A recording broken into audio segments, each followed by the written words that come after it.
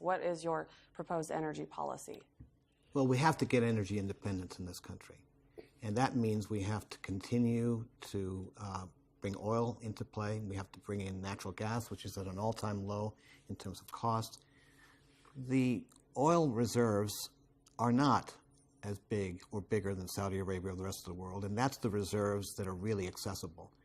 What Mr. Kelly talks about is oil in shale, which there's no technology available today to make it happen. If it was, it would be pursued.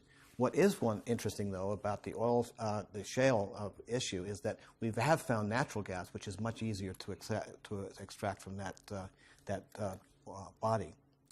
The most important thing we can do here is stop sending our money overseas to buy oil from hostile governments. We have to have energy independence. We spend $1 billion a day in buying oil from foreign governments. That is a huge part of our trade deficit, which also is a huge part of our overall deficit. We have to bring it under control. My energy policy would be continue to have oil, continue to have natural gas as a part of our energy source. In fact, over the last 2 years, oil production in this country has quadrupled. It has not declined. It is bigger than it's ever been.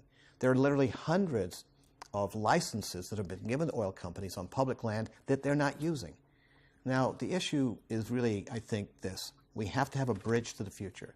The future, I believe, is largely about renewable energy. In Arizona, it is a no-brainer with 300-plus days of sunshine every year that we should become the solar capital of the world. And we are now ranked third in the country after the last surge in solar production in our state. You know, I really am interested in jobs. We all talk about jobs, but let's be realistic about it. The jobs that we're going to create here are from high-tech and bioscience and research projects that move quickly to market from the University of Arizona research programs. You know, I don't know that there are any oil wells available in Arizona. And I think, Jesse, you probably have been spending a little bit too much time in Texas because we don't have oil here to create jobs. What we have here, though, are those kind of high-tech jobs that we can build on if we have a good educational system that trains scientists and engineers. If we really invite and make this an easy place for people to come and do business, we will have the jobs here that make sense here, not oil, since we don't have it here. And I think energy policy has to basically be all of the above, moving us out of dependence on foreign oil towards independence with renewable energy, and certainly a bridge to that future is oil and gas. And Charlie Manalakis, your proposed energy policy